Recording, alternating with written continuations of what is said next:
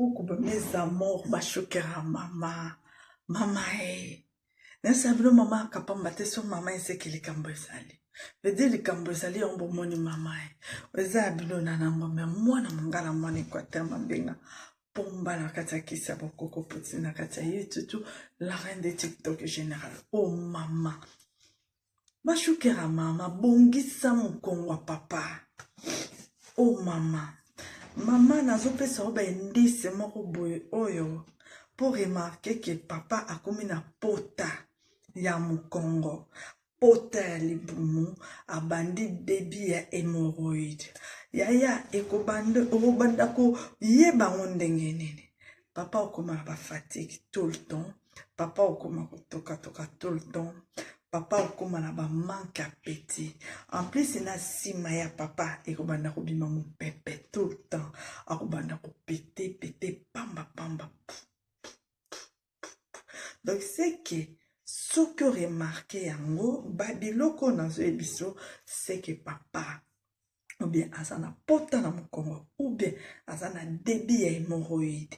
Papa basala ke chavaudage. Akumba ba grand car. Papa télémaka trop. Papa fandaka trop. Papa salaka virgile. Papa salaka préparation à commande. Papa salaka cariste.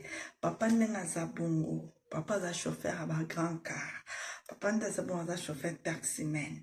Papa nenga zabungo. Papa fanda trop na bureau. Ou bien papa téléma trop salaka na poste. Tambola yaya benganga le plus vite rapidement. Et loko ni na banda na opona opesa ba papa na ngai. Na banda liboso ko kanga ba mukongo pona nini.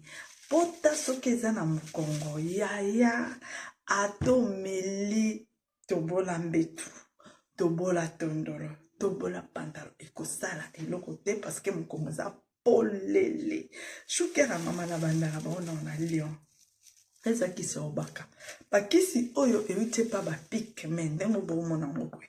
Euti pa ba pigment na forêt équatoriale. Bakisi oyo nga za mwana mongala. Dona yebi nzete na yebi mosisa na yebi poso nzete. Shukera mama. Oyo kisi oyo za pokanga mokongo. Ata o mama no suma makila. Mama ndeza boye kupite papa mama kuna na simesi bimingai so no sukola no santine mo muchopo mo bebininga benga mama le plus vite rapidement pour comme trop tardé.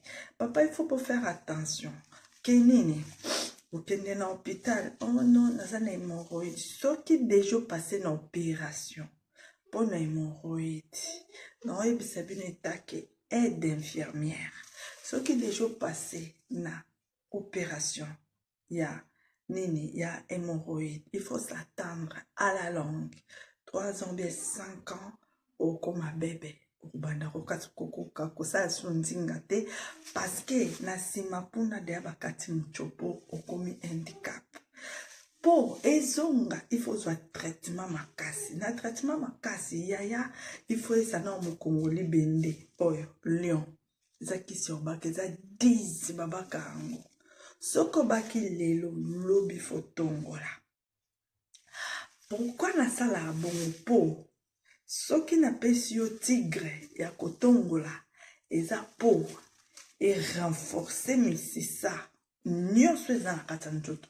Douleur à mokongo, douleur à makolo, fatigue pamba. Nini tout ça. Oyo seconde akako balaye tout.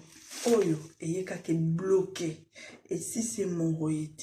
Et kange hémorroïde bomiye de bomona et bomiye et pese bai bima kende nzoto oeza nzoto mwana ya mama volcanique TV lion yeyo tigre yeyo eza pona otongola tango baki oyo lelo lobi kotongola oyo o batongola ka ndenge nini eza ka boye te okozwa ende azaboye obalusi oluki bouteille moko munene ya boye ya 1 litre demi obalusi kisio nyonso na kati ya bouteille wana so obalusi otiango otiede ya robinet obougeango makasi faut sala ngo un jour avant obougeango makasi so obougeango makasi otikango okoki osala ngo lelo jour obandi kobaka lobi opase yango longoli bani makasa nyonso to mpo eza na badesha misisa na makasa opase yango ozwi bamakasa obwaki otiki ka mai wana bobendaka pompi moko shuka ya mama ifo okanga pompi moko so osisi makambo nyonso to olingi osala ozwi sikoyo kisi oyo avolala na butu obendi ka pompi ozwi ka poire te bendi pompi moko otongoli ozeli 2 minutes apokisa ya toilette ekangiso basalite nyonso na bazei ya hémorroïde osumba so osali toilette osukoli esili oye yaya lala pongi ya babebe bayeba hémorroïde bayeba mokongo pasi bayeba douleur ya mokongo bayeba douleur na nzoto bayeba fatigue manque appétit tout bayeba yango oyo benga le plus vite rapidement na 0033 667 60 60 64 à la fin na WhatsApp ko se déranger voilà na si c'est bino na kisi hémorroïde yaya bomoni kisi oyo kisi oyo komona ngo etumbalangwaka nde bomona ngo boye eza mélange au moins na 17 nzete faiblesse sexuelle impuissance sexuelle douleur à mokongo fatigue tout awa ezokende na kisi omela ngo nde nini omoni verre à mesure à bambu oyo tozali nango na Kinshasa wana so obandi deja kozwa traitement oyo sikoyo obandi omela oyo soki oza na hémorroïde en plus hémorroïde emema faiblesse sexuelle na impuissance sexuelle ozwi oyo omela yango verre mobimba na butu avolala yaya ata roki atelemi kosala eloko te tika kisi travaille na nzoto oza ndinga après 2-3 jours etumbalangwaka eza matata yaya papa nyonso waza na fatigue faiblesse sexuelle mama na kotika boye na bimi mama na salika boye bimi te mama nde eza boye na okoka su te so na monika nzoto ya mama na lembi ya kozwa kisi oyo etumbalangwaka yeyo nde bomona ye boye aza traitement mobimba 7 jours ou 8 jours ça dépend ndeni omelela bapapa na nga nyonso oyo baza na éjaculation précoce baka kozwa kisi oyo nabenga yango na nkombo ya B50 kisi oyo eza matata nde eza boye okoki osala nango meme inane kisi oyo B50 okoki osala nango meme inane obotya mondeni omoi lidusu kote bosubaka ozwi yango otie mosape balusi osimbika otie toto na lidusu wana kaka na lidusu na esika mosusu te na lidusu ya oki kote osubaka balusi osimbi 2 jours avant oyebi kenda na osala ndinga na nga nesi samedi lelo toa journée lelo toa jeudi na tiango jeudi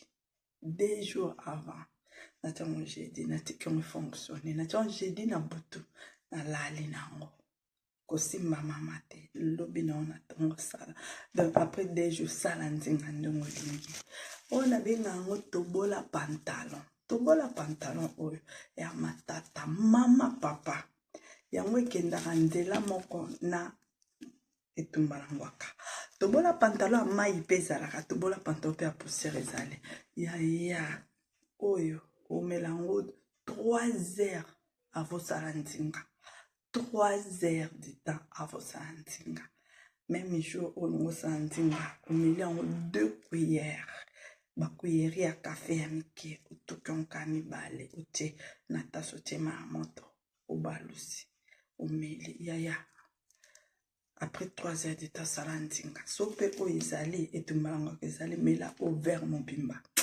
ya noyebisa bino oyo pomba na kati ya kisi ya bokoko bobenganga le plus vite rapidement bozwa bakisi na bino yango papa mama kobuka na koto te mama papa azobwaka papa papa nde eza boye nga mpe na mela yango ata bomona oyo ya bamama mama oyo posa esila mama oyo gwe esila benganga napesi nimero na 0033 667 60 60 64 à la fin.